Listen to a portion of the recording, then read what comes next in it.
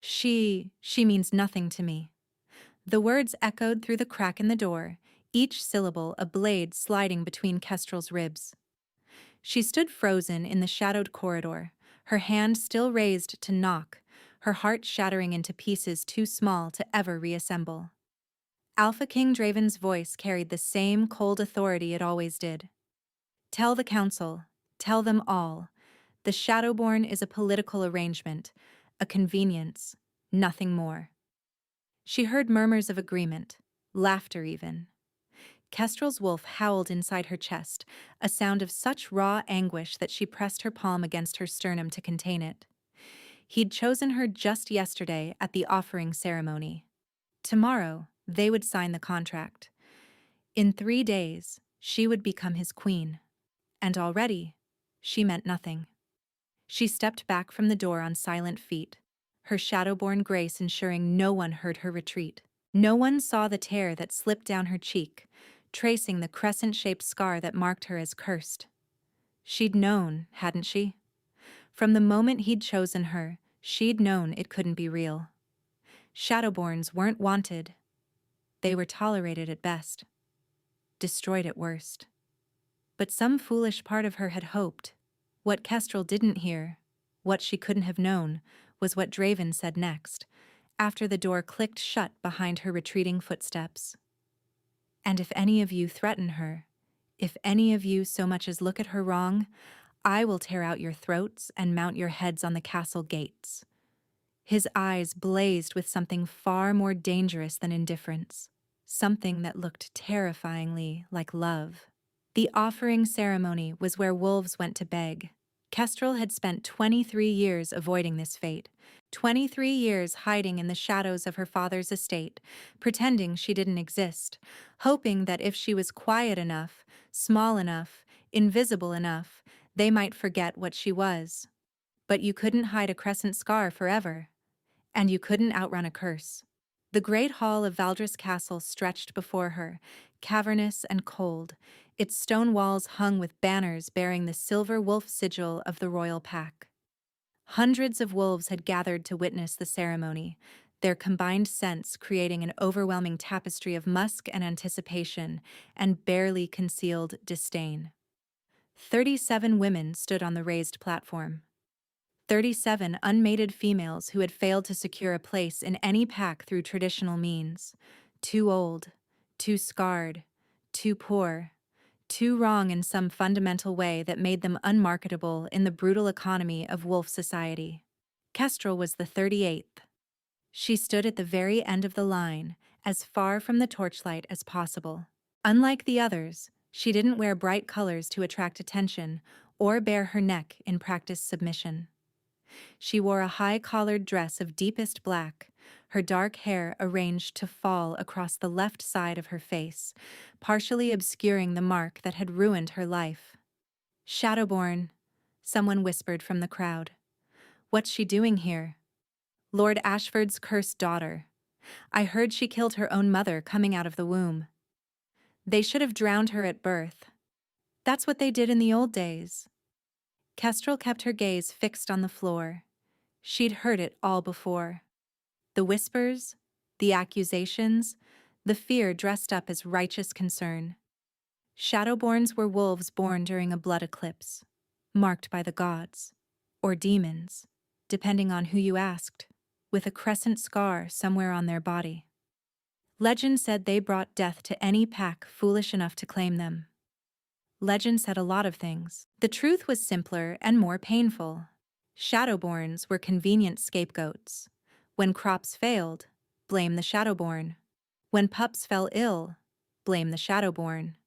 When your own cruelty needed justification, well, the Shadowborn made such easy targets. Kestrel's mother had died in childbirth. But Kestrel hadn't killed her. The pack healer's incompetence had. Not that anyone wanted to hear that truth. Certainly not her father, who had never looked at his youngest daughter without hatred curdling in his eyes. The auctioneer, because that's what he was, despite the ceremony's prettier name, moved down the line with practiced efficiency. He announced bloodlines and virtues, fertility assessments and domestic skills. The women were evaluated like livestock, and one by one, minor lords and pack alphas stepped forward to claim their choices. A widow with 3 children was chosen by an elderly merchant who needed someone to manage his household. A she-wolf with a limp was selected by a farmer whose previous mate had run off with a traveling trader. No one even glanced at Kestrel. She wasn't surprised. She wasn't even disappointed anymore. Disappointment required hope, and hope was a luxury she'd abandoned long ago. Her father, Lord Mordecai Ashford, stood near the edge of the platform with her sister Ondine. He hadn't acknowledged Kestrel once since they'd arrived.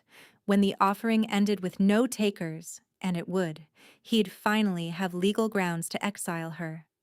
Pack law required families to support unmated females, but exile was permitted if a female was offered and refused 3 times. This was Kestrel's 3rd ceremony. The auctioneer had reached the second-to-last woman when the great doors exploded inward. Every conversation died, every head turned. The Alpha King of Valdris walked into the hall, and the air itself seemed to freeze in deference. Draven Valdris was not beautiful. Beautiful was too soft, too gentle a word. He was devastating in the way a winter storm was devastating, all sharp edges and lethal grace, and the promise of destruction barely leashed. Tall, taller than any wolf in the room, with hair the color of a moonless night and eyes like frost over steel. Cold. So impossibly cold. He moved through the crowd without a word, and they parted before him like water around stone. No one dared breathe in his direction. "Your Majesty." The auctioneer nearly swallowed his tongue. We weren't expecting. The offering is nearly concluded, but if Your Majesty wishes to review the remaining— Continue, Draven said. Just one word. But it carried the weight of absolute authority. The auctioneer fumbled through his introduction of the final woman, a nervous creature barely out of adolescence who had been caught in some minor scandal. A baron's 3rd son stepped forward to claim her, looking relieved to have made any selection at all. And then there were none. The ceremony was over, except Draven hadn't moved. He stood in the center of the hall, his gaze sweeping across the platform. Past the claimed women being led away by their new masters. Past the auctioneer gathering his papers with trembling hands. Past Kestrel's father, who had begun to smile in anticipation of his daughter's exile, until those frost-steel eyes stopped, directly on her. Kestrel's wolf, dormant for so many years that she'd almost forgotten it existed, suddenly stirred. Not with fear, with something else entirely, something that felt horrifyingly like recognition. No, she thought desperately, don't look at me, don't see me. But Draven was already walking toward her, every step deliberate, every movement precise. The crowd held its collective breath. He stopped 3 feet away, close enough that she could smell him, pine and snow and something darker beneath, like smoke from a fire that had never quite gone out. For a long moment, he simply looked at her. His expression revealed nothing. His scent was so tightly controlled she couldn't read a single emotion. Then his gaze dropped to her neck, to the crescent scar she hadn't managed to fully hide. Shadowborn, someone whispered. He can't possibly— This one. Draven's voice cut through the murmurs like a blade through silk. She'll do. Kestrel stopped breathing. The hall erupted into chaos, shocked protests, confused outcries, her father's voice rising above them all demanding to know the meaning of this outrage. But Kestrel heard none of it. She was too busy staring into the Alpha King's eyes, searching for some explanation, some reason, some hint of what he could possibly want with a creature like her. What she found instead was a wall of ice so thick she couldn't see anything beneath it. "Do you accept?" he asked, his voice pitched for her ears alone. The word stuck in her throat. Why? Something flickered in those frozen depths. Pain, maybe. Or perhaps she imagined it. That, he said quietly, is not the question I asked. Kestrel looked past him, at the crowd's horrified faces, at her father's purple rage, at her sister's wide, frightened eyes. If she refused, she would be exiled by morning, cast out of pact territory with nothing but the clothes on her back. She would survive weeks at best. Rogues didn't last long, and cursed rogues lasted even less. If she accepted, she would belong to the most powerful and most feared wolf in the kingdom. A male so cold that rumors said his own heart had frozen solid decades ago. Cold over exile. That was the real choice. Yes, she whispered. I accept. Draven nodded once, as if her answer had never been in doubt. Then he turned and walked away without another word, leaving Kestrel standing alone on the platform, suddenly belonging to a king she didn't understand, for reasons she couldn't fathom. Her wolf stirred again, restless and wanting, straining toward a male who had just claimed her with all the warmth of a man purchasing furniture. What have I done? Kestrel thought. Behind her, she heard her father demanding to speak with the king's advisors. Ahead of her, she watched Draven's retreating back, rigid and unyielding. And somewhere deep in her chest, in the hollow place where hope had died years ago, something impossible began to bloom. The carriage ride to the royal wing took an eternity. Kestrel sat alone on velvet cushions that were softer than anything she'd ever touched, watching Valdris Castle pass by through the small window. The structure seemed to go on forever. Towers piercing the gray sky, walls stretching in every direction, gardens and courtyards and training yards all blurring together into an overwhelming tapestry of wealth and power. This was her home now. This impossible place. This frozen kingdom ruled by a frozen king. A servant met her at the carriage door, a beta female with kind eyes and a careful smile. Lady Kestrel, I'm Marisol. I'll be attending to you during your stay. During your stay. Not from now on. Not as your permanent servant. The phrasing was deliberate. Nothing about this arrangement was permanent until the official bonding ceremony, and bonding ceremonies could be cancelled. Kestrel didn't point out the distinction. She simply nodded and followed Marisol through corridors that seemed designed to intimidate. High ceilings, cold stone, tapestries depicting ancient battles in which wolves tore each other apart with artistic precision. Your chambers are in the East Wing, Marisol explained. Separate from His Majesty's rooms, of course. You'll have a sitting room, a bedchamber, a private bathing room, and a small study. Separate from his rooms. Of course. The king requests your presence in his study once you've had time to refresh yourself. Marisol's tone remained perfectly neutral. Shall I draw a bath? Yes, thank you.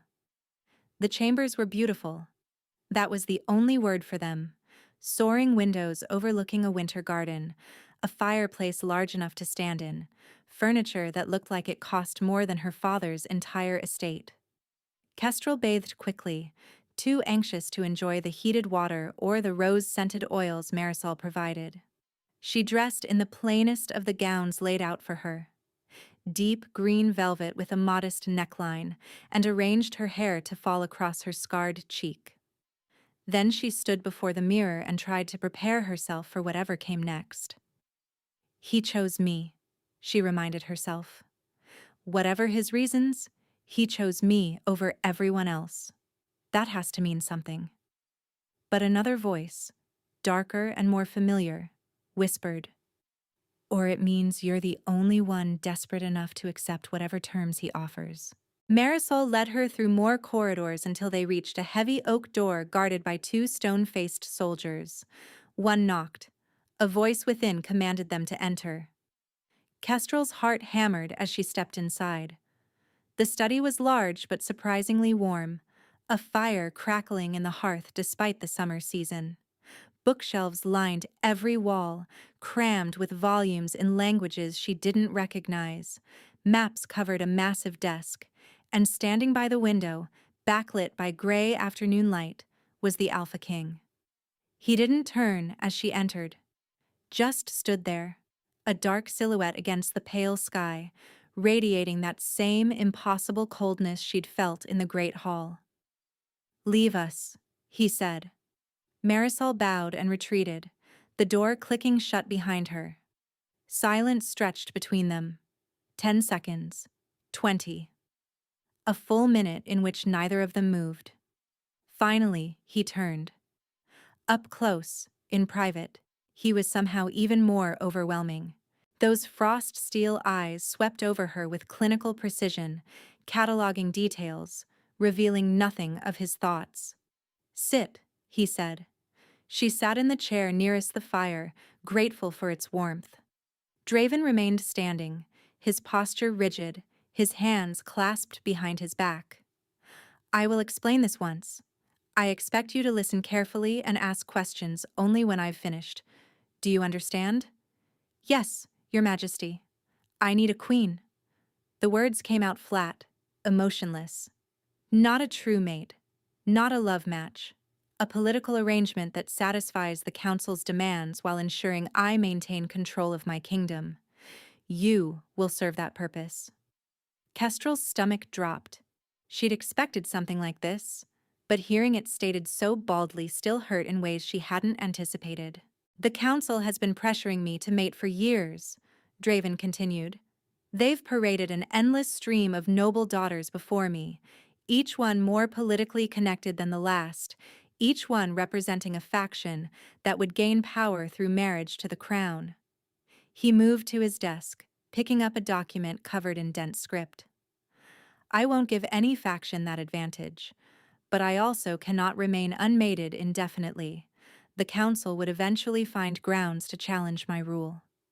He looked at her, and for just a moment something flickered in those frozen depths.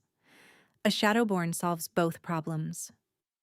Understanding dawned, cold and clarifying. "You chose me because no one will question why you don't truly claim me," Kestrel said slowly. "They'll assume you're protecting the pack from my curse." "Precisely. So I'm... what? A shield? A convenient excuse? You're a solution." He set the document down. "You'll be my queen in name. You'll have chambers, servants, gowns, jewels, everything befitting your station. You'll appear beside me at official functions.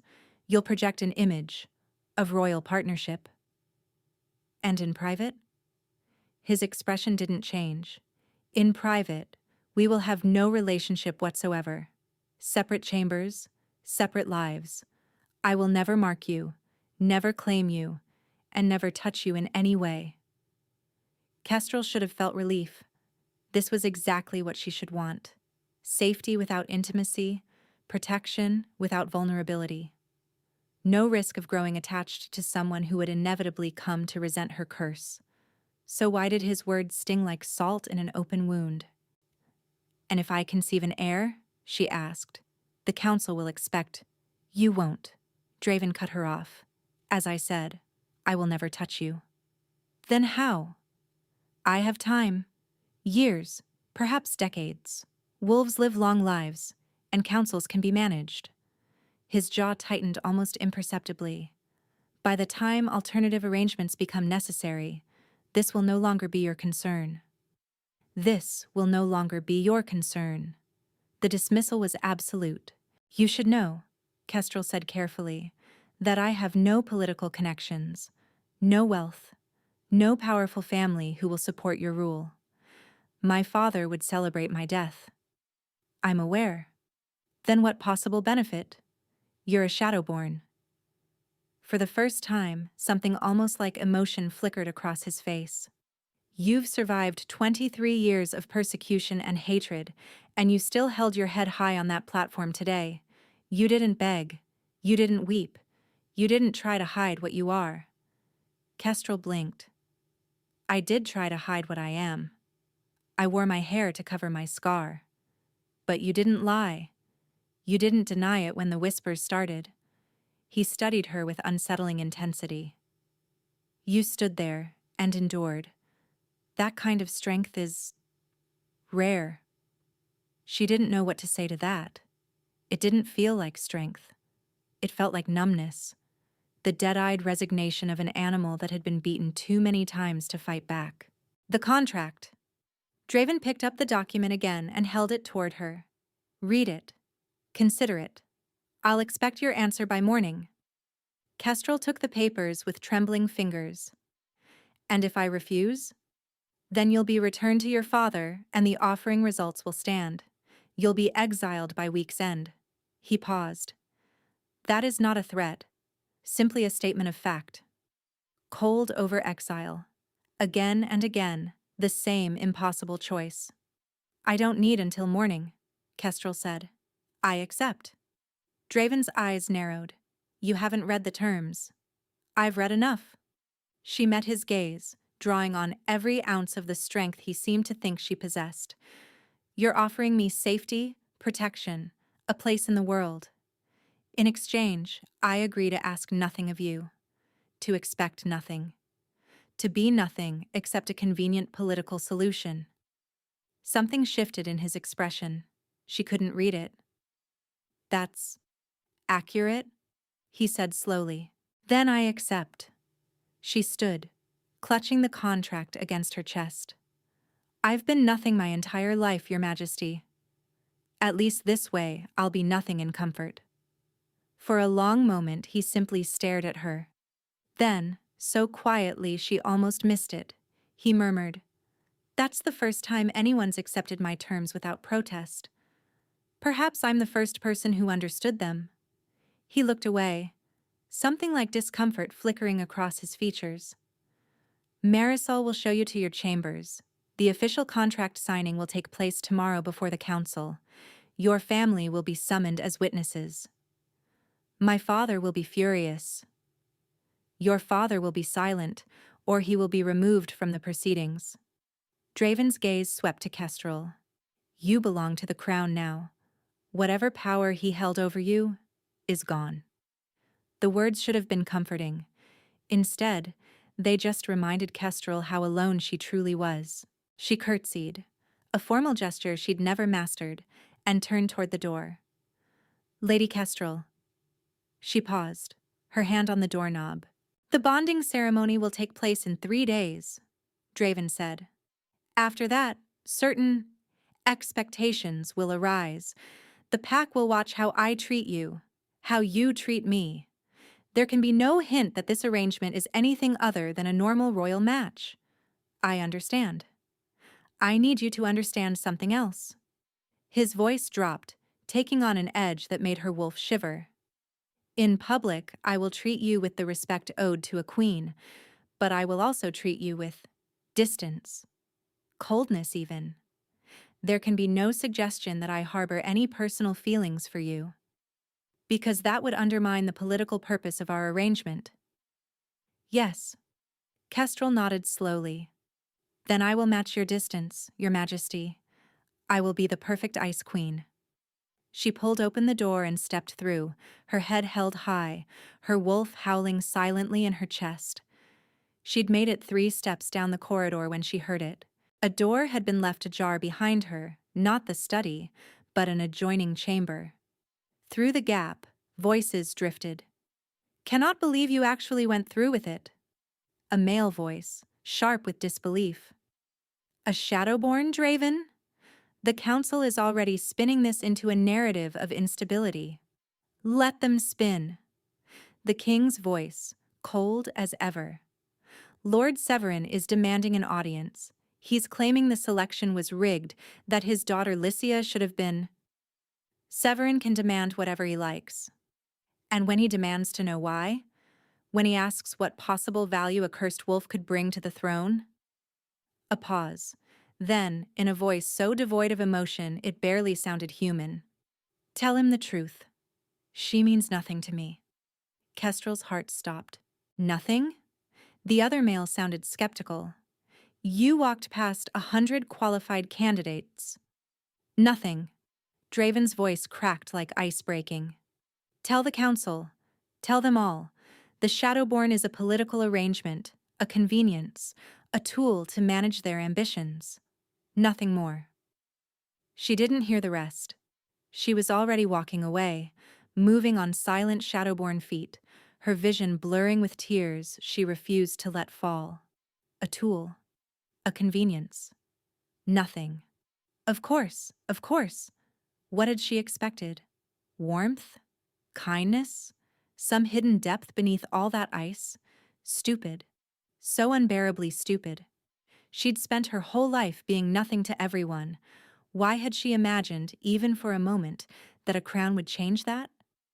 Kestrel made it to her chambers before the first sob escaped. She pressed her face into a pillow that smelled like lavender and something expensive, and screamed until her throat burned raw. Then she dried her eyes, straightened her spine, and began to read the contract. If she was going to be nothing, she would at least be nothing on her own terms. The council chamber was designed to intimidate. Kestrel understood that the moment she stepped through its towering doors the next morning. Vaulted ceilings disappeared into shadow overhead. Massive stone pillars lined the walls like silent sentinels. And at the far end, on a raised dais, sat a throne carved from a single block of black obsidian. Draven occupied that throne with the casual authority of a man born to rule. He wore formal black, his expression carved from the same stone as his seat, his eyes betraying nothing as he watched her approach. Around him, arranged in a semicircle of ornate chairs, sat the 12 members of the Royal Council. Kestrel had memorized their names from the documents Marisol had provided. Lords and ladies representing the most powerful pacts in the kingdom, each one watching her with varying degrees of hostility, curiosity, and calculation. She felt their gazes like physical weight, pressing against her skin, searching for weakness. She means nothing to me. The words echoed in her mind with every step. She'd barely slept, those 5 syllables running circles in her brain until dawnlight had finally crept through her windows. But she'd also made a decision. If she meant nothing, if she was truly just a tool, a convenience, a political solution, then she would be the most useful tool he'd ever acquired. She would give him no cause for complaint. She would play her role so perfectly that he would never regret his choice, and she would guard her heart so completely that his indifference would never wound her again. Lady Kestrel Ashford, the court herald announced, his voice booming through the chamber, presented for formal contract signing and pending bonding to His Royal Majesty, Alpha King Draven Valdris. Kestrel curtsied deeply, her movements practiced and precise. She'd spent half the night rehearsing before her mirror, determined not to embarrass herself. "Rise," Draven said. She straightened, meeting his gaze without flinching. Let him see nothing in her eyes but calm acceptance. Let him think his words hadn't touched her at all. "The contract has been prepared according to His Majesty's specifications," one of the counselors announced, an older male with silver hair and calculating eyes. Lord Brennick, she recalled, the one whose daughter had been passed over. "However, there are certain irregularities that the council wishes to address." Irregularities? Draven's voice could have frozen the fire in the hearths. "The selection process," Lord Brennick pressed on, seemingly immune to his king's displeasure. "Your Majesty bypassed established protocols. The offering is meant to provide options for packless wolves seeking placement in noble households. It was never intended as a mechanism for selecting a queen. The offering provides unmated females to males seeking mates," Draven said flatly. "I am an unmated male. I sought a mate. I fail to see the irregularity." "Your Majesty could have chosen from any noble house in the kingdom," Lady Varelia interjected, a sharp-featured female with hair the color of burnished copper. "Alliances could have been forged, treaties strengthened. Instead, you selected." Her gaze swept over Kestrel with undisguised contempt. "A shadowborn with no connections, no dowry, and a curse that could doom our entire pack." Murmurs of agreement rippled through the council. Kestrel kept her expression serene. She'd known this would happen. She was prepared. What she wasn't prepared for was Draven's response. Lady Varelia. His voice dropped to something soft and dangerous. Are you questioning my judgment? The temperature in the room seemed to plummet. Lady Varelia's face went pale. No, Your Majesty. I merely... Because it sounded very much like you were suggesting I lack the wisdom to select my own mate. Draven rose from his throne, and suddenly the chamber felt much smaller. It sounded like you were implying that I, the Alpha King of Valdris, conqueror of the Northern Reaches, destroyer of the Crimson Pack Rebellion, need guidance from my counsel on matters of the heart. Silence. Absolute terrified silence. I don't, Draven said. Need guidance, on any matter. But I'll offer you some, free of charge. He descended the dais steps with predatory grace, stopping directly before Lady Varelia's seat. My queen is not a topic for debate. My selection is not a subject for critique. And if I hear one more word questioning the female I've chosen to stand beside me, I will assume the speaker has ambitions to the throne themselves. Lady Varelia looked ready to faint. Your Majesty, I never... Excellent. Then we understand each other. He turned back toward the dais, but his gaze caught Kestrel's as he passed. Just for a moment. Just long enough for her to see. Something. Not warmth. Not softness. But not pure ice either. Something almost like reassurance. He's defending me, she thought, bewildered. Why would he defend me if I mean nothing? The contract, Draven commanded, settling back onto his throne. Present it for signing. A scribe hurried forward, unfurling a scroll across a portable writing desk. The terms were extensive. Kestrel had spent hours reading them the night before, but the key points were simple. She would become Queen Consort of Valdris. She would receive all rights and privileges of her station. She would appear at official functions alongside the king. She would not be marked or physically claimed until such time as both parties agreed. She would not be set aside or divorced except for treason against the crown. That last clause had surprised her. It meant he couldn't simply discard her when she was no longer useful. Whatever his reasons, he was committing to her in a way that went beyond mere convenience. Lady Kestrel. The scribe offered her a quill. Your signature, please. Kestrel stepped forward, acutely aware of every eye in the room following her movement. Her hand trembled slightly as she took the quill. Nerves, exhaustion, the accumulated weight of everything happening too fast. She signed her name in careful script. Kestrel Ashford. And the king's signature. The scribe continued. Draven descended once more, taking the quill from her fingers.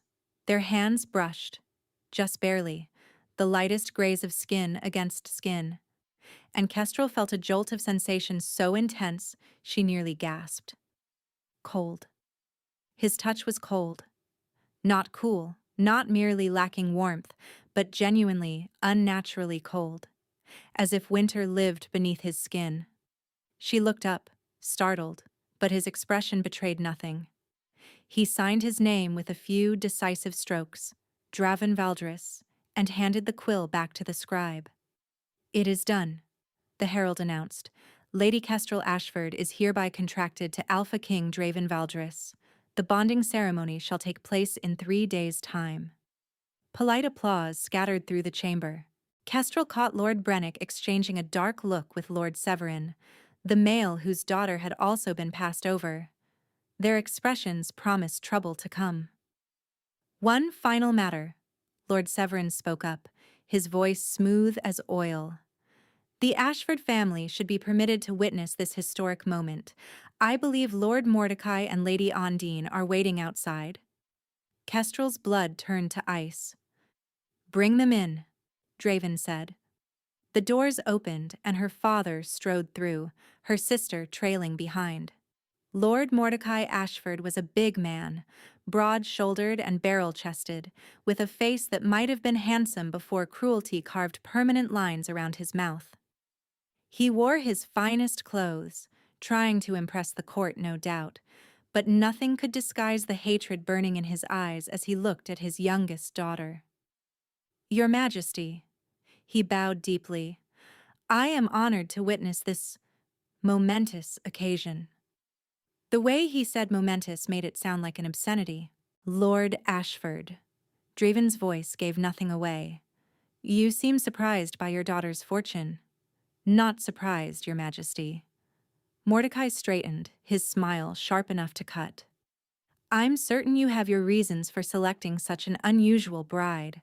A king's mind works in mysterious ways." "Indeed it does." Ondine stepped forward, curtsying gracefully. Where Kestrel was all shadows and stillness, her older sister was sunlight and movement, golden hair, bright eyes, and a beauty so conventional it had made her their father's favorite from the moment of her birth. "Congratulations, sister," Ondine said. Her voice was sweet, her eyes were poison.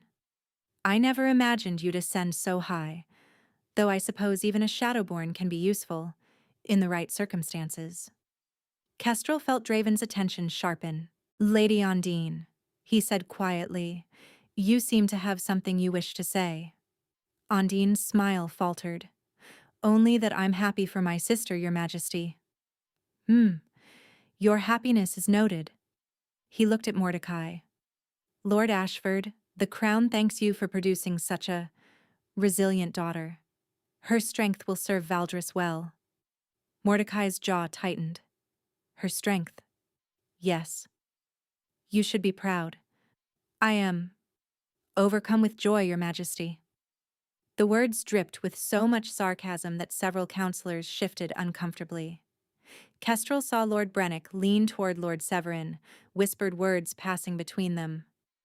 "I would speak with my daughter privately," Mordecai announced, "before she becomes lost to us entirely. A father's right, surely."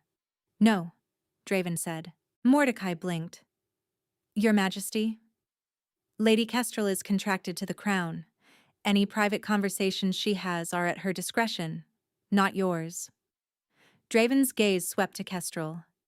"Do you wish to speak with your father privately?" Every eye in the room turned to her. Kestrel thought of 23 years of silence and shadows, of being told she was cursed, worthless, better off dead, of the way her father looked at her like she was something rotten he'd found under his boot. "No, Your Majesty," she said clearly. "I have nothing to say to Lord Ashford that requires privacy."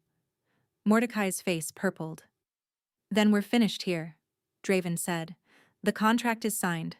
The bonding will proceed as scheduled. Lord Ashford, Lady Ondine, you may attend the ceremony as honored guests. Or not. The choice is yours." He rose from his throne and walked toward a side door without waiting for a response. At the threshold, he paused and looked back at Kestrel. "My queen, walk with me." It wasn't a request.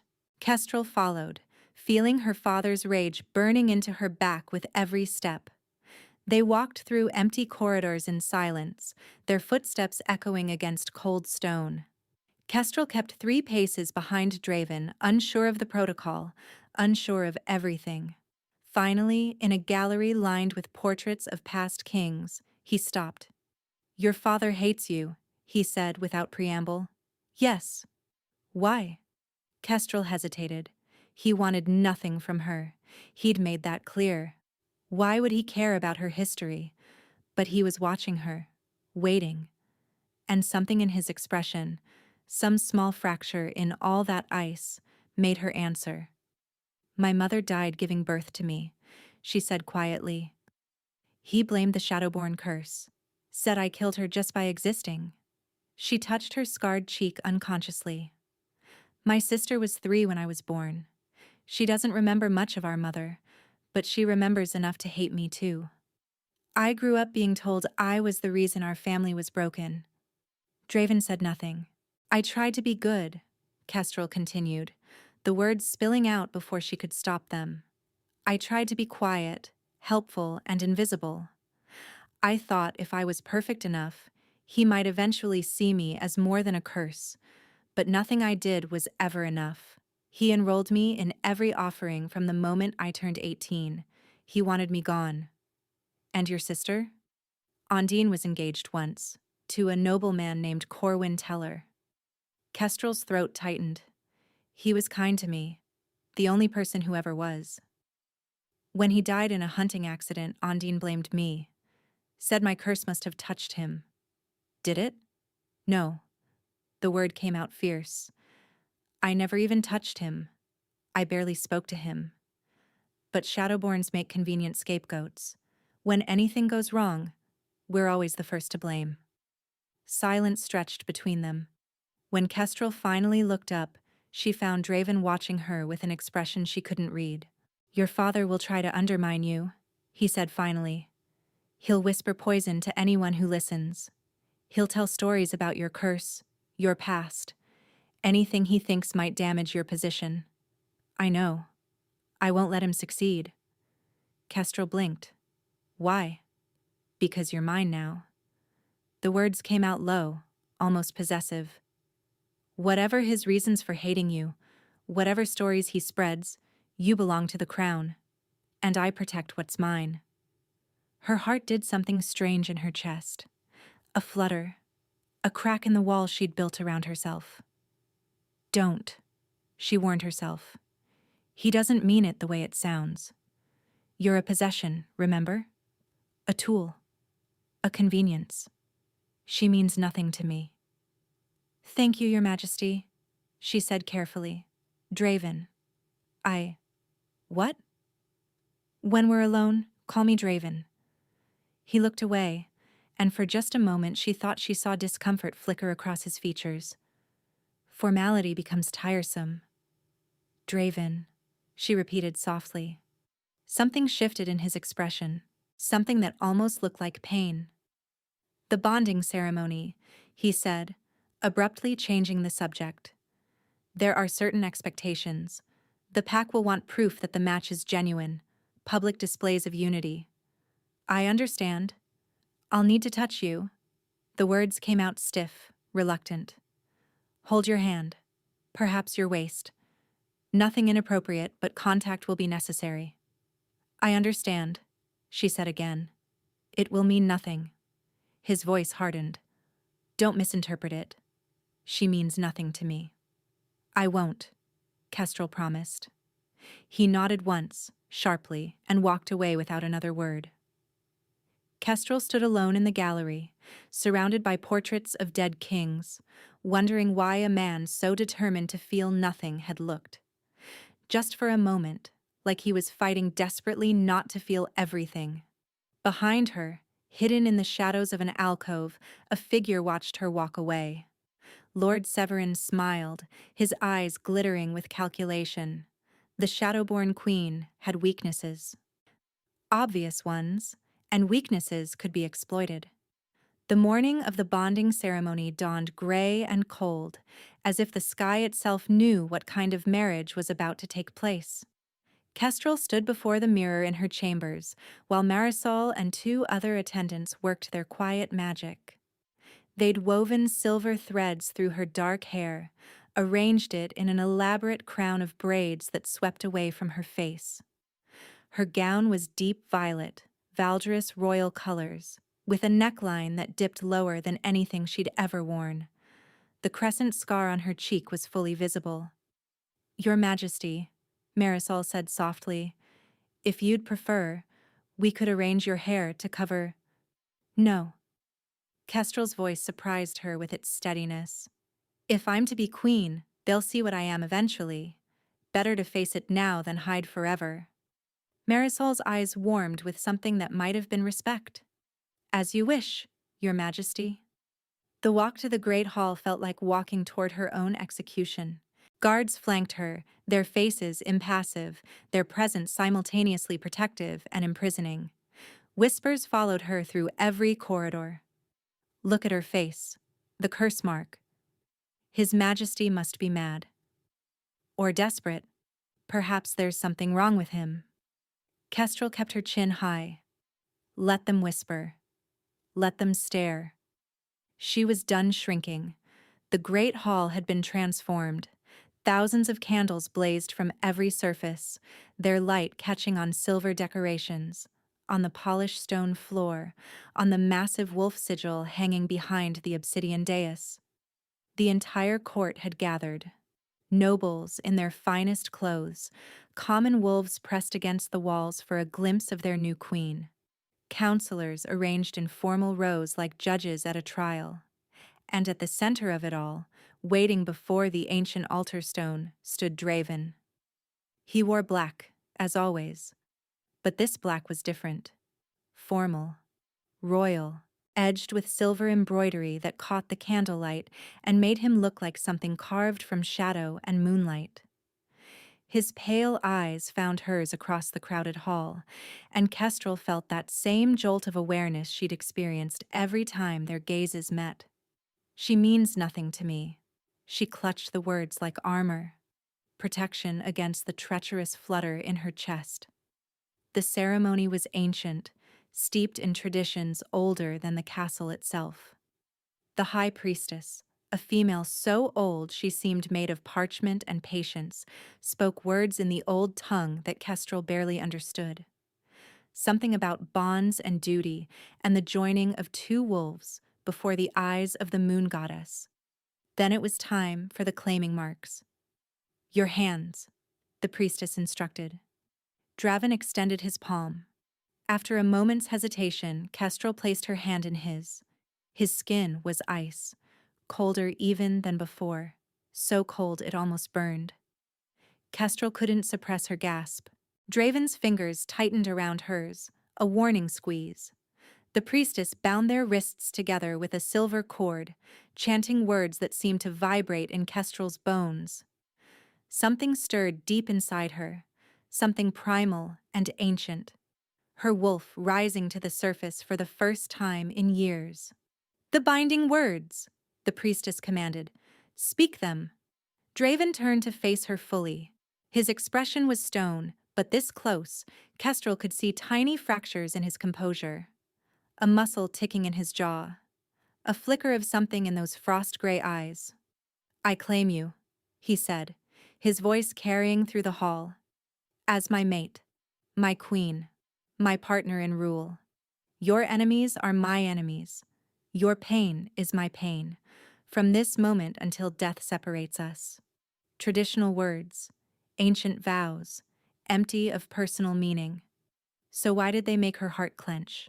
I claim you, Kestrel responded, surprised by the steadiness of her own voice. As my mate, my king, my partner in rule. Your enemies are my enemies. Your pain is my pain, from this moment until death separates us. The priestess smiled. The marks. This was the moment Kestrel had dreaded. In a traditional bonding, mates would bite each other's necks, leaving permanent claiming marks that would announce their bond to every wolf who encountered them. She and Draven had agreed there would be no physical marking, but the court didn't know that.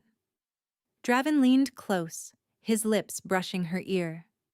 To the watching crowd, it would look like a tender moment. An intimate whisper before the claiming bite.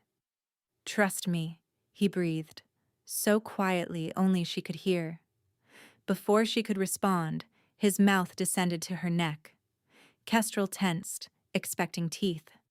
But instead, she felt only the press of cold lips against her pulse point. He held the contact for a long moment, his breath icy against her skin, his hand coming up to cradle the back of her head. To everyone watching, it looked like a claiming bite. But there was no pain, no breaking of skin, no mark. He was protecting her, giving her the appearance of a claimed mate without the reality of one. Something cracked inside Kestrel's chest, something she'd been trying desperately to keep frozen. Draven pulled back, and his eyes met hers. For just a heartbeat, the ice in them seemed to thin, revealing something raw and desperate beneath. Then the mask slammed back into place. Your turn, the priestess said. The queen must mark her king. Kestrel hesitated. She'd never bitten anyone in her life. Her wolf had been so suppressed for so long that she wasn't even sure she could summon the instinct. Draven tilted his head. exposing the strong column of his throat. His pulse beat visibly beneath pale skin. "Trust me," he'd said. Kestrel rose on her toes and pressed her lips to his neck. She let her teeth graze the skin, just barely, just enough to feel the thrum of his heartbeat beneath her mouth. He shuddered. The reaction was so unexpected, so visceral, that Kestrel nearly pulled back in shock. But his hand came up to grip her waist, holding her in place, his fingers digging in with something that felt almost like desperation. "Hold," he whispered against her hair. "Just a moment longer." So she held, her lips against his throat, his hands on her body, the silver cord binding them together. And for that one moment, it didn't feel like a political arrangement. It felt like something real. The priestess's voice shattered the spell. "It is done. The bond is sealed. I present to you Alpha King Draven Valdris and his queen, Kestrel Valdris. Long may they reign." The hall erupted in cheers, some genuine, most politely forced. Kestrel stepped back, her heart racing, her mind spinning with confusion. Draven released her waist, and the loss of his touch left her feeling strangely bereft. "The feast begins," the priestess announced. "Let us celebrate our new queen." The celebration lasted hours. Kestrel sat at the high table beside Draven, accepting congratulations from an endless stream of nobles whose names she couldn't remember, and whose smiles never reached their eyes. Draven played his part perfectly, the attentive husband, the proud king, his hand occasionally resting on hers for the benefit of watching eyes. Every touch sent that same jolt through her. Every brush of cold fingers reminded her that something was wrong with him, something beyond mere personality. "You're doing well," Draven murmured during a lull between well-wishers. "Better than expected." "Thank you for the overwhelming praise." His lips twitched, almost a smile. "I meant it as a compliment." "Then I accept it as one." They lapsed into silence, watching the dancers swirl across the floor below. The music was beautiful, haunting strings and deep drums that seemed to pulse in time with Kestrel's heartbeat. "You didn't bite me?" she said quietly. Draven's hand stilled on his wine goblet. "No." "Why?" "Because a claiming mark is permanent."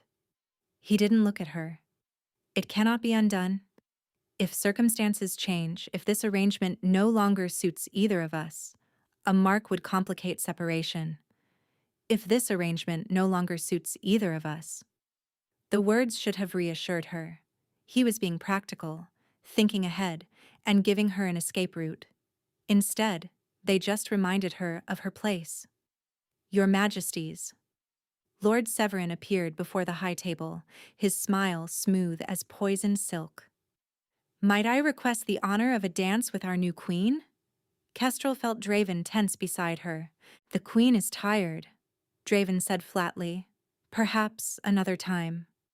Surely one dance couldn't exhaust her. Severin's eyes glittered with challenge. "Unless there's some reason you'd prefer to keep her isolated?" The implication was clear. The king was hiding something.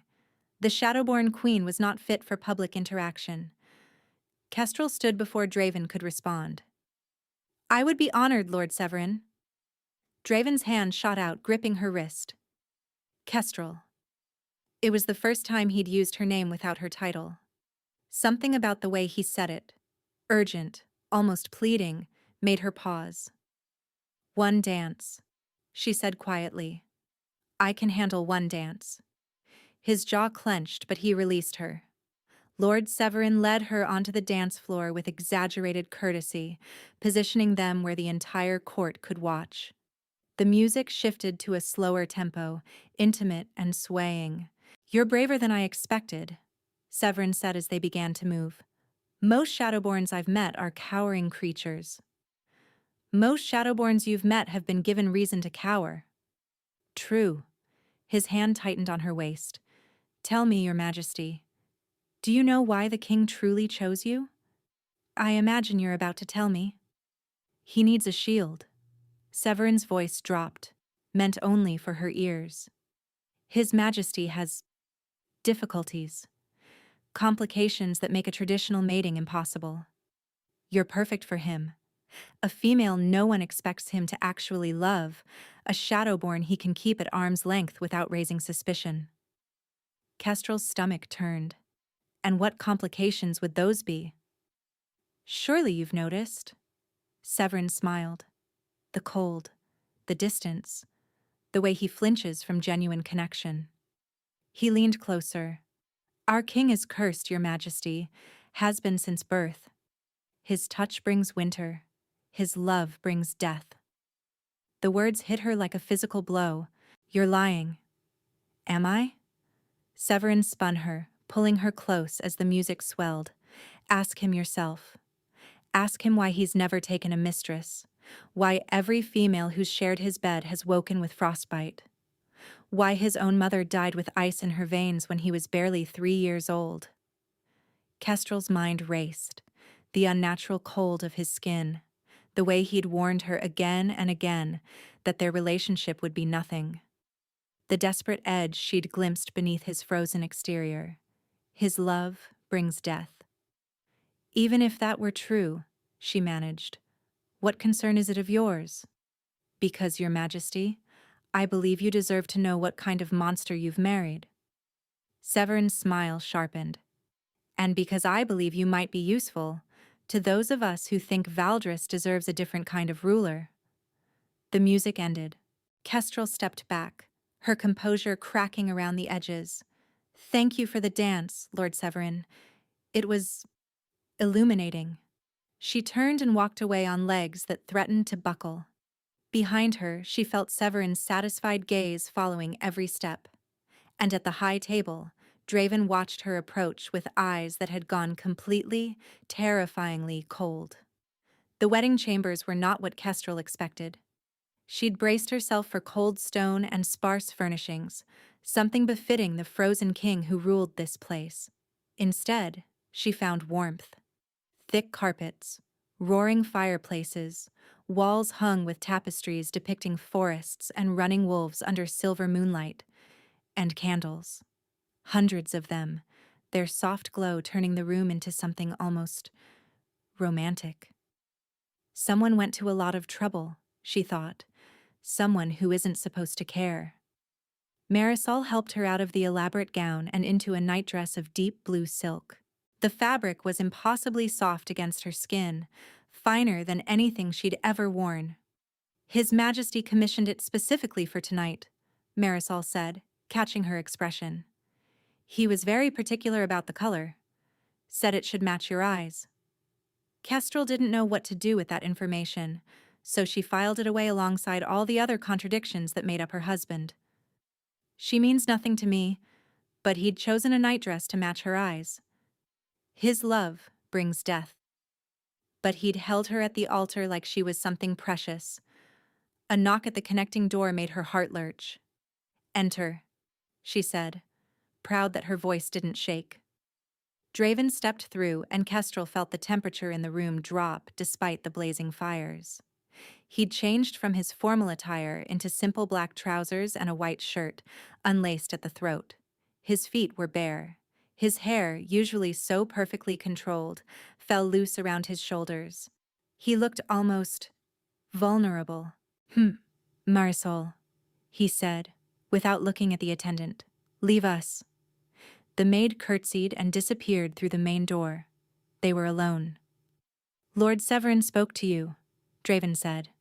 Not a question. He did. What did he tell you? Kestrel studied him, the rigid set of his shoulders, the tension in his jaw, the way his hands hung carefully at his sides, as if he was afraid of what they might do. He told me you were cursed, she said, that your touch brings winter, that your love brings death. Draven didn't flinch, didn't defend himself, just stood there, watching her with those frost-gray eyes. Is it true? She asked. A long pause, then, very quietly, yes. The single word cracked something open inside her. Not horror, she'd been expecting horror, not even fear, something closer to understanding. Is that why you chose me? She asked. Because you thought you could never love a Shadowborn? Because my curse would cancel out yours? In part. And the other part? Draven looked away. For the first time since she'd met him, he seemed uncertain. Lost. I watched you, he admitted. At the offering. Before I entered the hall, I watched through the gallery windows. I saw how the others treated you. The whispers, the contempt, the way they looked at you like you were something to be scraped off their shoes. He moved toward the fireplace, staring into the flames. And I saw how you bore it. The dignity, the stillness. You didn't crumble. You didn't beg. You stood there like a queen already, even when everyone around you was trying to make you feel like nothing. Kestrel's throat tightened. I thought... He stopped, his hands clenching at his sides. I thought if anyone could survive being married to me, it would be you. Someone who already knew what it meant to be cursed.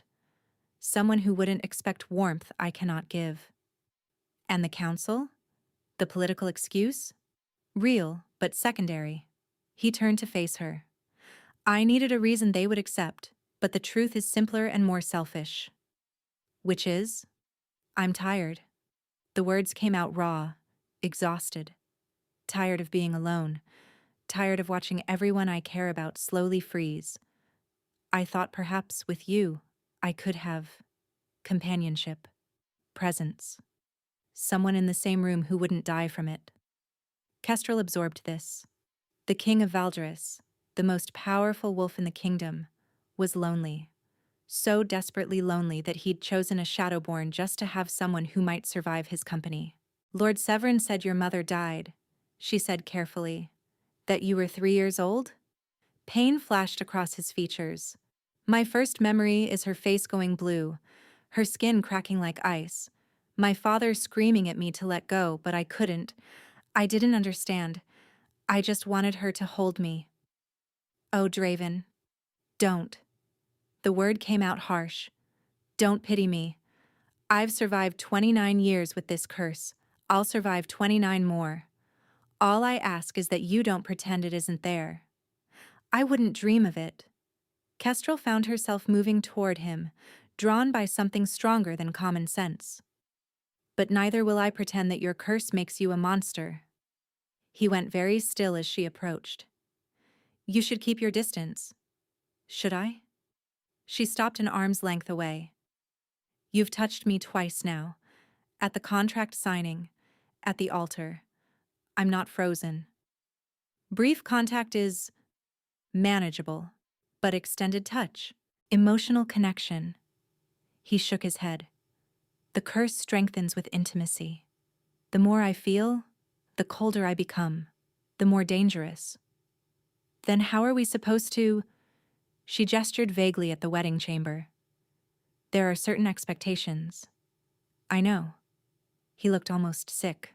I've thought about this for weeks, tried to find alternatives, but the council will demand proof of consummation. If we don't, they'll use it against us. Against you. His voice hardened.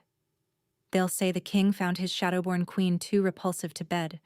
They'll use it as grounds to annul the marriage. And you'd be forced to choose someone else, someone political, someone whose faction would gain power.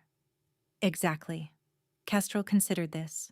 The logical thing would be to refuse, to accept the annulment, to escape this frozen trap before it closed around her completely. But she thought of Lord Severin's oily smile, of her father's hatred, of the life waiting for her outside these walls, exile, persecution, eventual death. And she thought of Draven, alone in this castle for 29 years, unable to touch anyone without hurting them. One night, she said. We have to survive one night without me freezing. After that, we can maintain separate chambers. You said brief contact was manageable. Surely we can manage something brief enough to satisfy the council. Draven stared at her. You would risk it? Knowing what I am? I'm a Shadowborn. I've been risking death my entire life. She met his gaze steadily. At least this time, I get to choose my danger.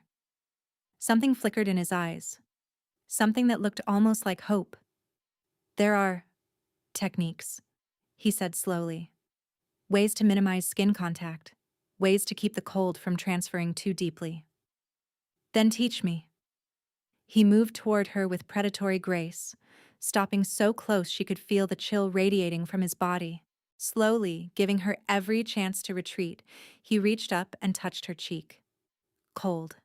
So cold it made her gasp. Still with me? He murmured. Still with me, she confirmed. His thumb traced her cheekbone, her jaw, the curve of her lower lip. Everywhere he touched went numb, then tingling, then warm again as her body fought back against the cold. Your wolf is strong, he observed. Stronger than I expected. She's been suppressed my whole life. Maybe she's been saving her strength. Almost. Almost. He smiled. I'm going to kiss you now, he said. Tell me if it becomes too much. He didn't wait for permission. His mouth descended on hers, cold as winter wind, demanding as a blizzard. Kestrel gasped against his lips. The shock of the temperature, the shock of being kissed, the shock of wanting more. His hand slid into her hair, cradling her skull. His body pressed against hers, all lean muscle and impossible chill. And beneath the cold, beneath the careful control, she felt something else. Hunger. He was starving for this, for touch, for connection, for anything that felt like warmth. She could feel it in the way he kissed her. Desperate, almost reverent. Like she was water and he'd been dying of thirst. When he finally pulled back, they were both breathing hard. Your lips are blue, he observed. I don't care. Something cracked in his expression. You should care. You should be running from me. I've spent my whole life running. Kestrel fisted her hands in his shirt, pulling him closer despite the cold seeping through the fabric. I'm done running. She kissed him this time. The rest of the night was a careful dance of touch and withdrawal, warmth and cold, connection and restraint. Draven was achingly gentle, checking in constantly, pulling back whenever the temperature dropped too far. Kestrel learned his boundaries through trial and error, where he could touch without danger, how long he could hold her before the cold became painful, which parts of her body could withstand the most contact. It was nothing like she'd imagined, nothing like the cold, clinical union she'd braced herself for. It was tentative and terrifying and real. Afterward, they lay tangled together in the dark, Draven's arm draped carefully over her waist, his body a careful distance from hers. You survived, he murmured against her hair. Was there ever any doubt? Yes. He pulled her closer, just slightly and just enough. There's always doubt. Kestrel closed her eyes, letting herself sink into this impossible moment. Tomorrow, everything would change. Tomorrow, they would go back to being strangers, maintaining distance, playing their political roles. But tonight, just for tonight, she let herself feel safe. She didn't see the thin layer of frost spreading across the window panes behind them. She didn't notice the temperature in the room dropping degree by degree. And she didn't see the look on Draven's face as he watched her sleep. A look of pure, devastating terror. Because he'd felt something tonight. Something he hadn't felt in decades. And feeling, for a cursed king, was the beginning of the end. 3 months passed. 3 months of separate chambers and public appearances and carefully maintained distance. 3 months of polite conversation at formal dinners and chaste hand-holding at council meetings and absolutely nothing more. At least, that's what Kestrel told herself. The truth was more complicated. It started with small things. Draven began appearing at her door in the evenings, claiming he needed to discuss political matters or review upcoming schedules. They would talk for hours about the kingdom, about their childhoods, about everything and nothing. He brought her books from his private collection. She taught him to play a card game her mother had loved. Then the visits became longer. He started bringing dinner, dismissing the servants so they could eat alone. They talked about deeper things. His guilt over his mother's death, her pain at being blamed for things she couldn't control. She learned about the burden of wearing a crown. He learned about the freedom of having nothing left to lose. The first time he stayed past midnight, they sat before the fire sharing a bottle of wine, and Draven laughed at something she said. Actually laughed. The sound was so unexpected, so beautiful, that Kestrel stopped breathing.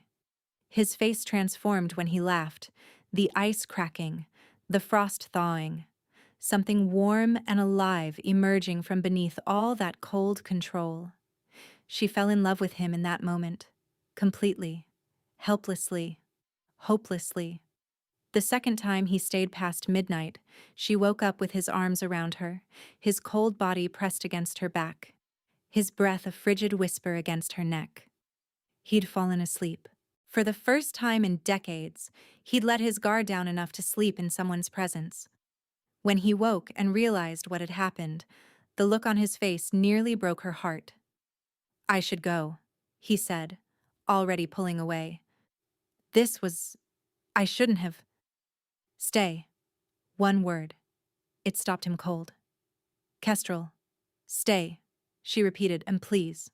He stayed. After that, there was no pretending. No careful distance, no separate chambers, no political arrangement. Every night, Draven came to her rooms. Every night, they talked and touched and learned each other in ways that had nothing to do with duty. Every night, she fell deeper in love with the frozen king who looked at her like she was sunlight in endless winter. But she also noticed the changes. His skin was colder. His eyes were paler. The frost on the windows had spread to coat entire walls, even though it was summer outside. Servants whispered about pipes freezing, about gardens dying, about an impossible winter creeping through the castle. "You're getting worse," Kestrel said one night, watching him add another log to the fire he insisted on keeping roaring. "I'm fine." "You're shivering," in front of a fire large enough to roast a boar. He didn't answer. Draven. She crossed to him, taking his hands in hers despite the cold. "Talk to me." For a long moment he just looked at their joined hands. His fingers were nearly blue. "The curse strengthens with emotional connection," he said quietly. "I told you that." "Yes. What I didn't tell you is that there's a limit." He met her eyes, and she saw fear there. Real, profound fear. Past a certain point, the cold becomes fatal. Not to whoever I'm touching. To me. Kestrel's heart stopped.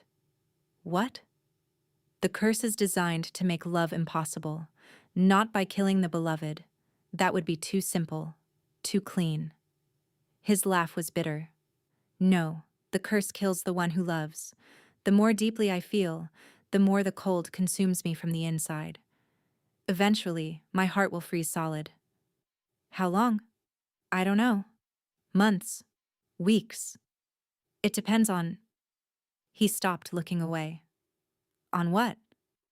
"On whether I can stop feeling what I feel for you." The words hung between them like ice crystals in frozen air. "And can you?" Kestrel whispered. "Stop feeling it?" Draven pulled his hands free, moving away from her. His back was rigid, his shoulders hunched against some invisible weight. "I've been trying." His voice was hollow. "Since that first night. Since the first time you made me laugh. I've been trying to remember why I chose you. Because you were supposed to be safe. Because I wasn't supposed to care. But you do care." "Yes." The word came out broken. "God help me, yes." Kestrel moved toward him. He held up a hand, stopping her. "Don't," he said. "Please don't. Every time you touch me, every time you look at me with those eyes, it gets worse. I can feel the ice spreading through my chest. I can feel my heart slowing. Then we'll find a cure, There is no cure." He turned to face her, and she saw it now. The blue tinge to his lips, the frost creeping up his neck, the way his breath came in visible puffs even in the warm room. My great-great-grandfather tried. He consulted every witch, every healer, every magical practitioner in the known world. The curse cannot be broken. It can only be managed. By not loving anyone. By not loving anyone. The cruelty of it stole her breath. A curse that punished love with death. A man forced to choose between connection and survival. When were you planning to tell me? She asked, her voice shaking. Were you going to wait until you collapsed? Until I woke up next to a corpse? I was hoping. He stopped, passing a hand over his face.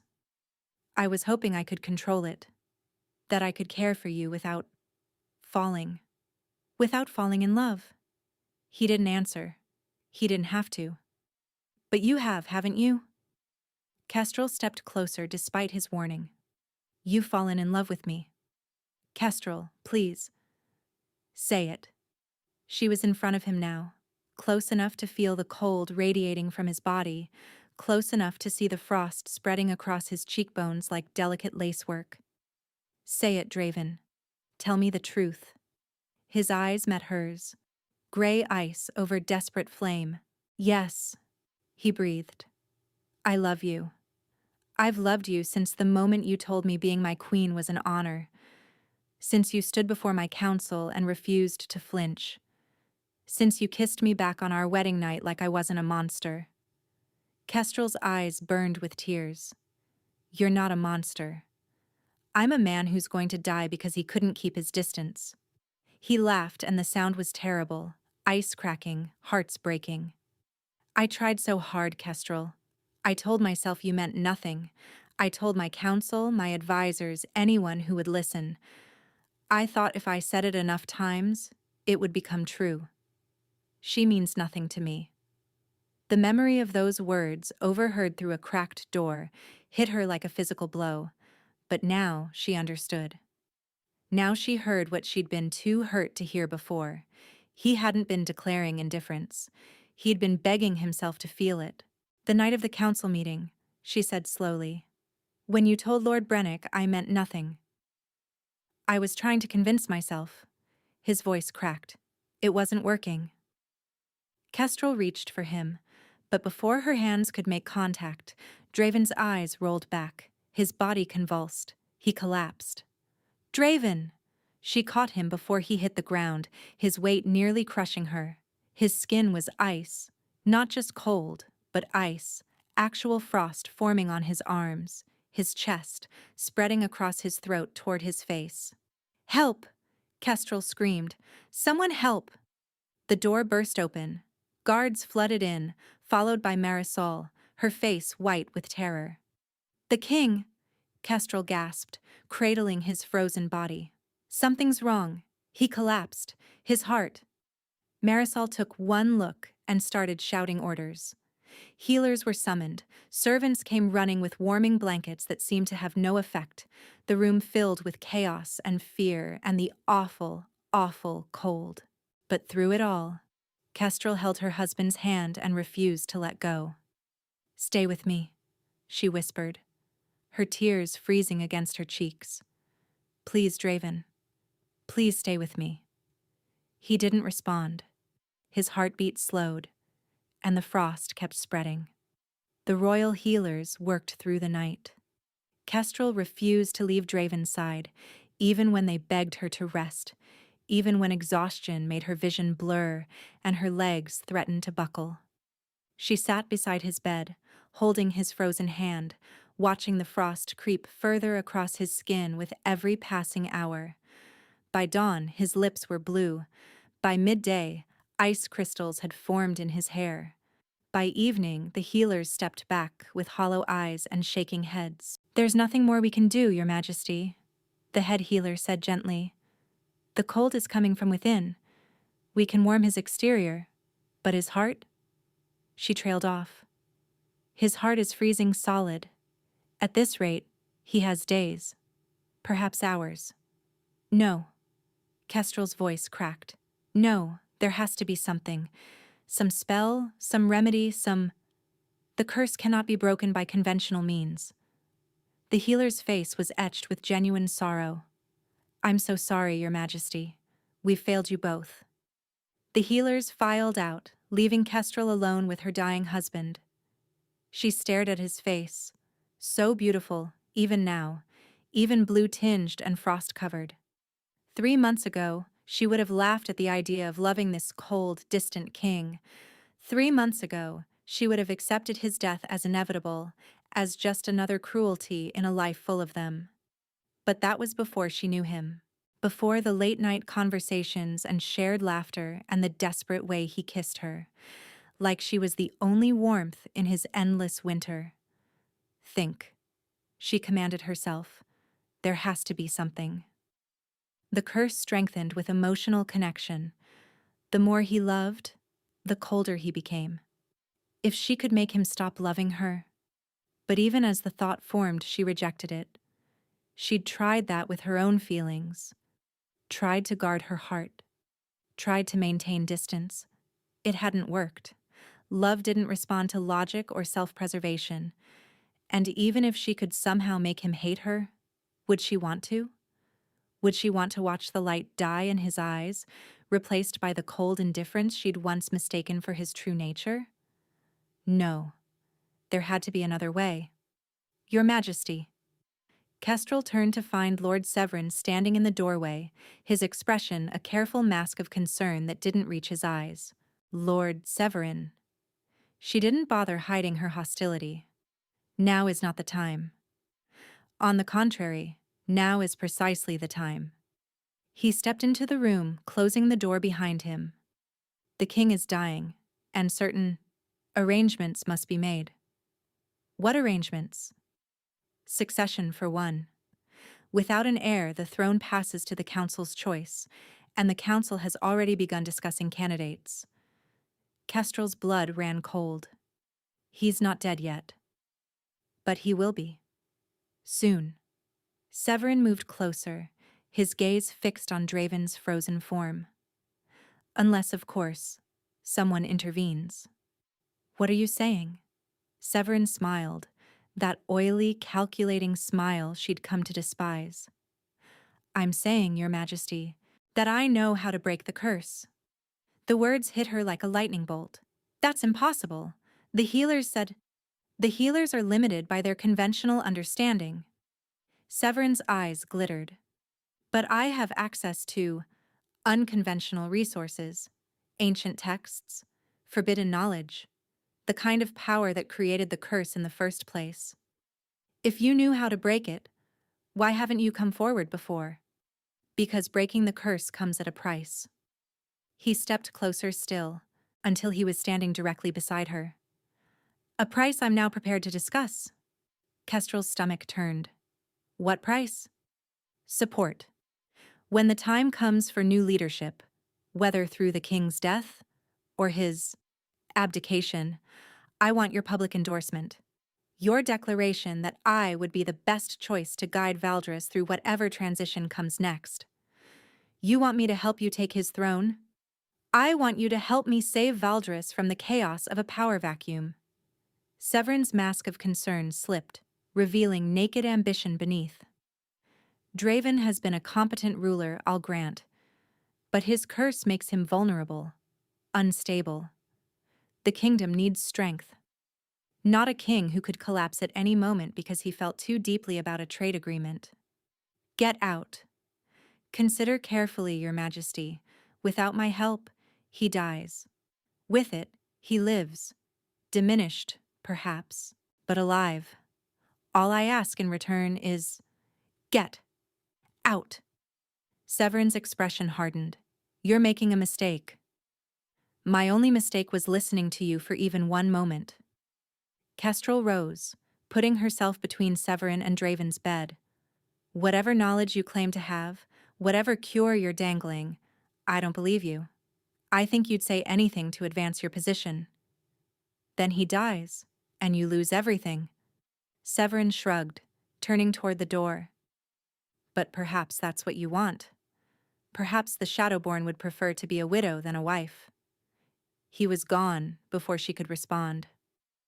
Kestrel stood trembling in the empty room, her mind racing. Severin was lying. He had to be. He couldn't possibly know how to break a curse that had defeated generations of Valdris kings. And yet, ancient texts, forbidden knowledge. She thought of the Shadowborn curse, of the crescent scar on her cheek, and everything it represented. Her entire life, she'd been told her curse was a mark of evil, a sign of demonic influence, something to be suppressed and hidden. But what if that wasn't the whole truth? What if Shadowborns weren't cursed at all? The thought crystallized suddenly, sharp and clear. Shadowborns were born during blood eclipses, moments when the moon turned red, when the boundary between the physical and spiritual worlds grew thin. They were marked by lunar magic, touched by forces older than any curse, forces that might be stronger than any curse. Kestrel looked down at her hands. She'd never tried to access her Shadowborn abilities. She'd spent her whole life suppressing them, hiding them, and pretending they didn't exist. But she could feel them now. A darkness coiled at her core, waiting to be unleashed. What if my curse is the cure? It was insane. It was desperate. It was probably going to kill her. But she was out of options. Kestrel knelt beside Draven's bed and took his frozen hand in both of hers. She closed her eyes, reaching deep inside herself, searching for the shadow that had lived in her since birth. She found it immediately. Not a monster. Not a demon. Just power. Raw, unrefined, vast beyond imagining. It had been waiting for her, patient as moonlight, ready to be claimed. Help me, she thought. Please. Help me save him. The shadow stirred, and something ancient woke up. The power that flooded through Kestrel was unlike anything she'd ever experienced. It was darkness and moonlight, eclipse and shadow, the cold clarity of a winter night, and the fierce heat of a dying star.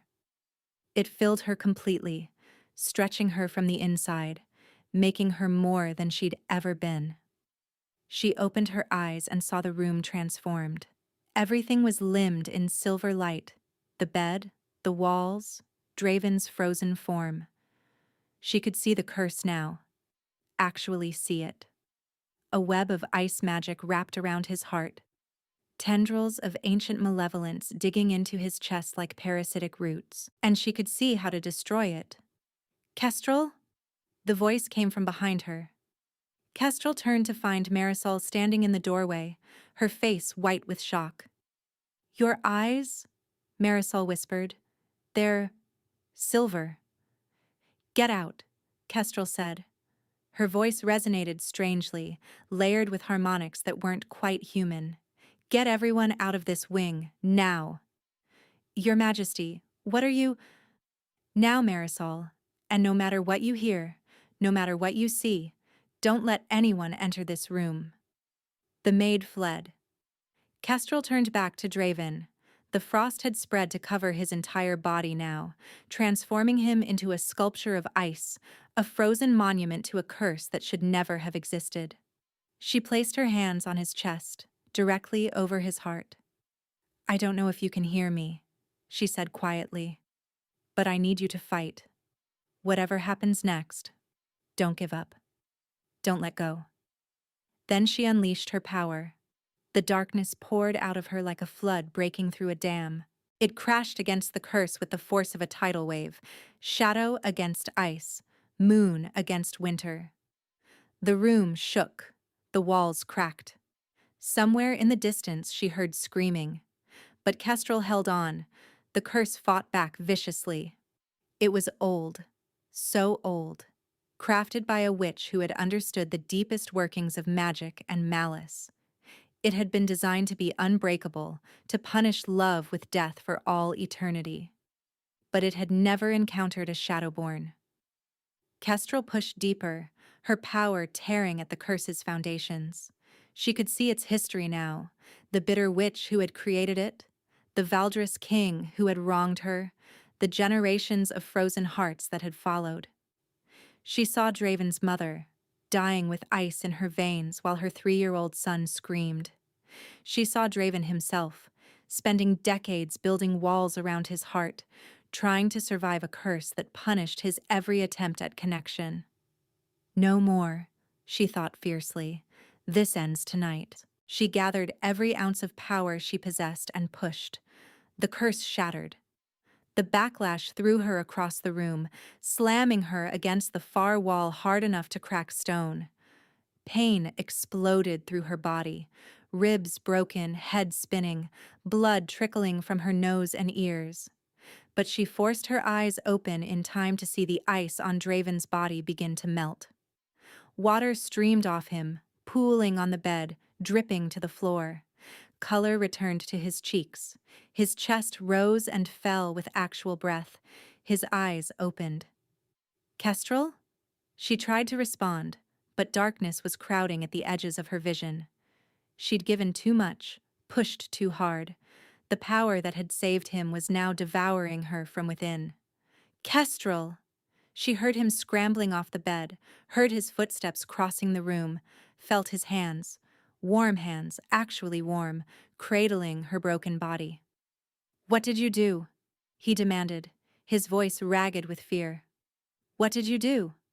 "Broke it," she managed. Her voice was barely a whisper. "The curse. It's gone." "I don't care about the curse. I care about you." He was crying, she realized. Actual tears streaming down his face, warm and wet against her skin. "Stay with me, Kestrel, please. Don't leave me." "Tired," she mumbled. "So tired. No. No. You don't get to save my life, and then die. That's not how this works." He pressed his forehead against hers, his warmth seeping into her cold flesh. "I love you. Do you hear me? I love you. And I won't let you go." She wanted to respond. She wanted to tell him she loved him too, that breaking his curse had been worth it, that she would choose him over her own survival 1,000 times. But the darkness was too heavy. The silence was too sweet. Kestrel closed her eyes and let go. She woke to sunlight. Not the gray, muted light that filtered through Valdris's perpetually cloudy skies. Actual sunlight, golden and warm, streaming through windows that had been thrown wide open. Kestrel blinked, confused. Her body ached everywhere, but it was the ache of healing, not dying. Bandages wrapped her ribs. Something cool and soothing had been applied to her head. "You're awake."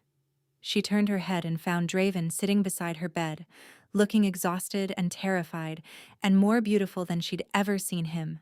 He was warm, not just absence of cold warm, actually, genuinely, radiantly warm, like sunlight made flesh. "The curse," she croaked. "Gone." His voice broke on the word. "You broke it. Completely. Not just for me, for my entire bloodline. Whatever children we have, they'll be free." Whatever children we have. The casual assumption in those words made her heart skip. How long was I out?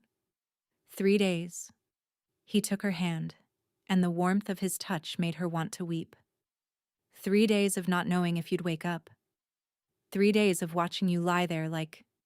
He stopped, visibly struggling to compose himself. "I'm sorry," Kestrel whispered. "Don't you dare apologize." He brought her hand to his lips, kissing her knuckles with a tenderness that stole her breath.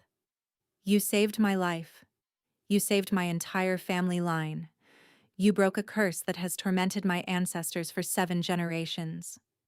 But you're also an idiot," he continued, his voice hardening.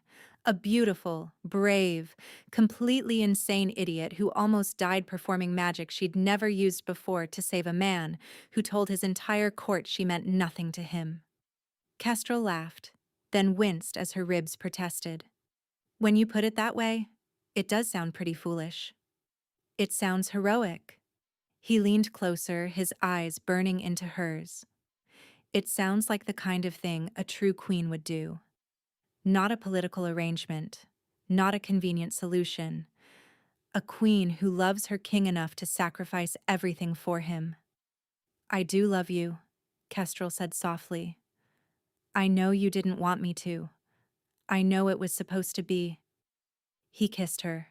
Not the careful, measured kisses they'd shared before. This was heat and hunger and desperate relief, the kiss of a man who had almost lost everything and was determined to hold on to what remained. When he finally pulled back, they were both breathing hard. I have something to tell you, Draven said. Several things, actually. I'm listening. First, Lord Severin has been arrested. He was working with your father to destabilize my rule. They'd planned to use the curse against me, wait for me to die, then install themselves as regents for whatever unfortunate noble they married to the next in line. Kestrel's blood chilled. My father? He arrived at the castle yesterday with documents proving his rightful claim to guide the transition of power. Unfortunately for him, he arrived to find me very much alive and very much aware of his plotting. Draven's jaw tightened. He's in the dungeons now, awaiting trial. She should have felt something. Anger, betrayal, vindication. Instead, she just felt tired. What will happen to him? That depends largely on what you want. Draven's expression softened. He's your father, however poor a one he's been. If you want mercy, I want justice. The words came out stronger than she expected. Not revenge, but justice.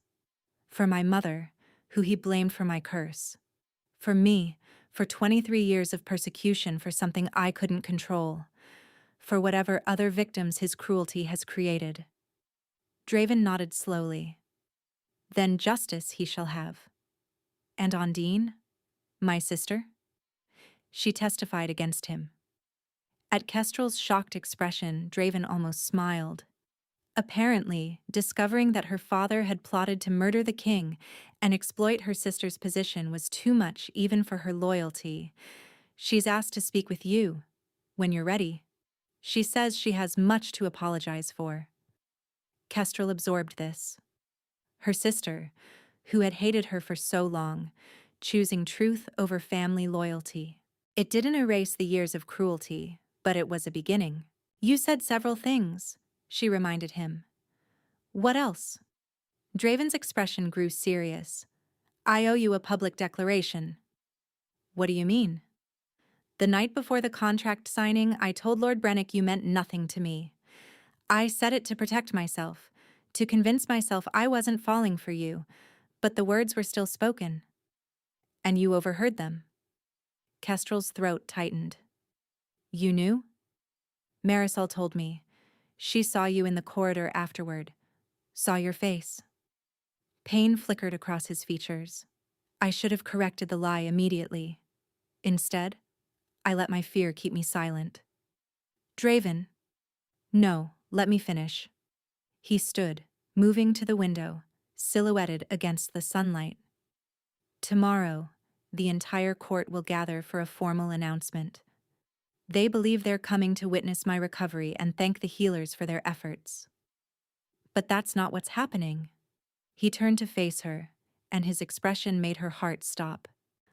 What's happening, he said, is that the Alpha King of Valdris is going to stand before his entire kingdom and declare that his queen is everything to him.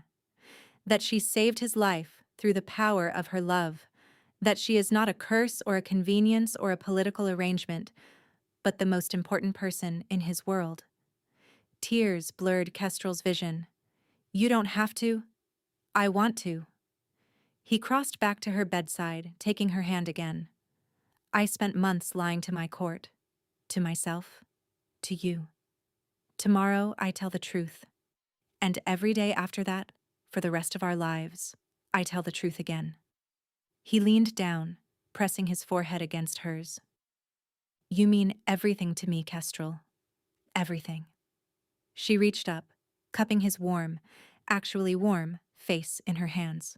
I know, she whispered. I've always known. Even when you were trying to convince us both otherwise. He laughed, and the sound was pure joy, unfrozen, unlocked, and free at last.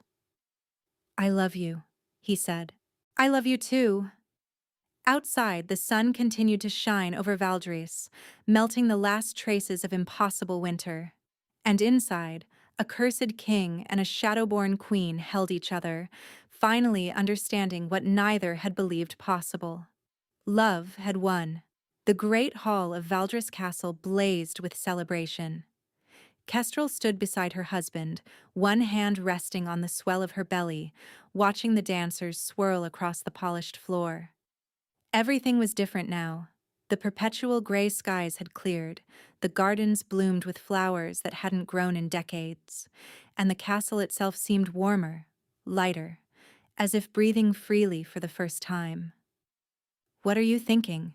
Draven murmured, his arm wrapped around her waist. "That I never imagined I'd be here." She leaned into his warmth. "That a year ago, I was standing on an auction platform, certain no one would ever want me. I wanted you." He pressed a kiss to her temple. "From the first moment I saw you." "You wanted a political solution." "I told myself I wanted a political solution." His hand moved to rest over hers on her belly. "But some part of me always knew." Kestrel smiled. "Marisol says it will be a boy." "Marisol is an optimist. It will be a girl, and she will have her mother's eyes and her mother's stubborn courage." "And her father's tendency toward dramatic declarations?" He grinned, actually grinned, the expression still new enough to make her heart flutter. "One can only hope."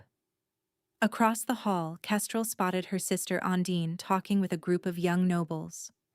Their relationship was still mending, fragile as new ice in spring, but they were trying.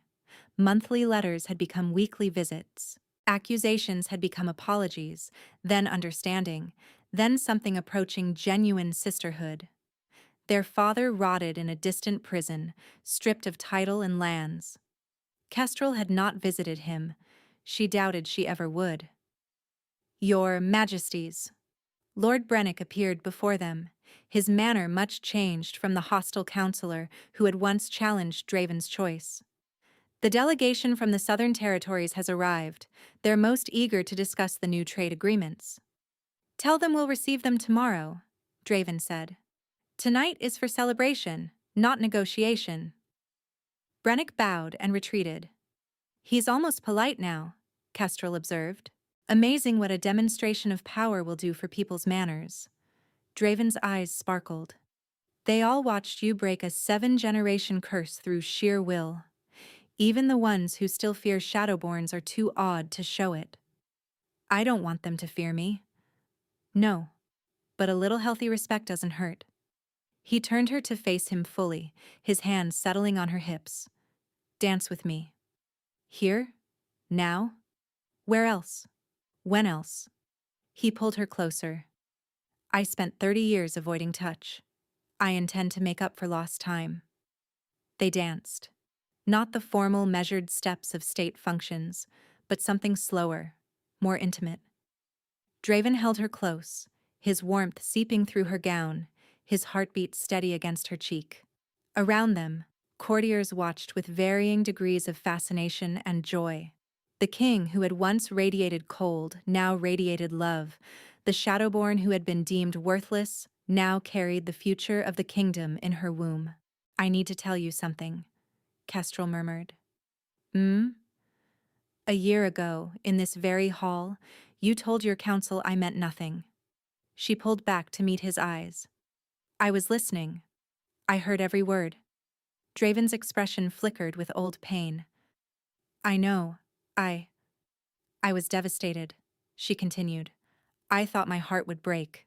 I thought every hope I'd ever harbored was foolish and naive. Kestrel. But I was wrong." She reached up, touching his face with infinite tenderness. Those words weren't the truth. They were a desperate lie told by a man terrified of his own capacity to love. And despite them, because of them, maybe, we found our way here. To this moment. To this life. She smiled, tears glittering in her eyes. "I wouldn't change a single thing. Not the auction, not the contract, not even the pain. It all led to this." Draven pulled her close, burying his face in her hair. "She means everything to me," he said, loud enough for the nearby courtiers to hear. "Do you know that? This woman is my entire world." Kestrel laughed through her tears. "I think they've figured that out by now." "I don't care. I'll say it every day until they're thoroughly sick of hearing it." He lifted his head, his eyes burning into hers. "She means everything to me. My queen, my mate, my heart." She kissed him then, in full view of the entire court, scandal and protocol be damned. And somewhere in the shadows of the great hall, a servant who had known the castle for 50 years wiped tears from her eyes, marveling at a miracle she'd never expected to see. The frozen king had finally melted. Love had finally won. "She means nothing to me," the Alpha King told his pack, unaware she was listening. Those words shattered Kestrel's heart. They were meant to protect him from a curse that punished love with death. They were meant to convince himself that the Shadowborn queen he'd chosen at the offering was merely a political convenience. But words spoken in fear are not the same as truth. And sometimes, the lies we tell to protect ourselves become the walls that imprison us. When the curse finally came for him, when ice crept through his veins and his heart began to freeze, it was the woman who meant nothing who saved him. It was her love, powerful, stubborn, and relentless, that shattered a 7-generation curse and freed not just the king, but his entire bloodline. In the end, the Shadowborn and the Frozen King discovered the same truth: that love is stronger than any curse, any lie, any fear. And that sometimes meaning everything to someone starts with being told, "You mean nothing at all." Thank you for listening to this story. If you enjoyed it, let me know in the comments. I read every single one, and they mean more than you know. And if you haven't already, hit that subscribe button so you never miss a story. Until next time.